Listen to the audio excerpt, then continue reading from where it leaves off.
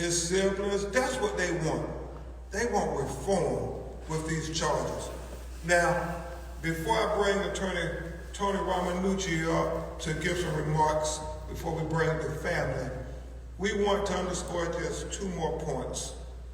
Number one, the fact that this unit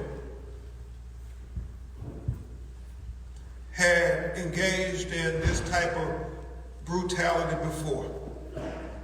This unit had engaged in excessive use of force against black citizens before. And Attorney Ramanucci and I plan to make sure that is pointed out in a civil case on behalf of Tyre Nichols. Because as citizens have reached out to us and the family about this happened to them. There's a brother who said 4 or 5 days before this happened to Tyre, that same Scorpion unit confronted him while he was in his car going to get pizza. And he said that they used all kind of profanity against him. They threw him on the ground, talking about where the drugs and where the weapons, and he was like Tyre, put a gun to his head. And this brother, after he survived this ordeal, he said he called to the police department twice to internal affairs. Twice. And they never responded to him.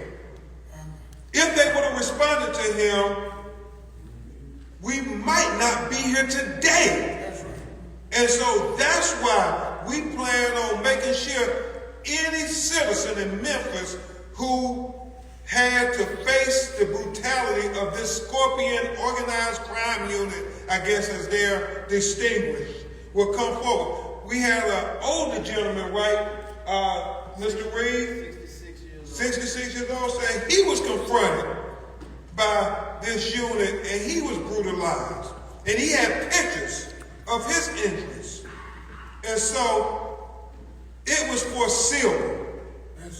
It was foreseeable that something tragic like this was going to happen when you have police officers given, as Attorney Ramanucci and our legal team discussed, not just immunity, but impunity to trample on the constitutional rights of people who looked a certain color, who lived in a certain community.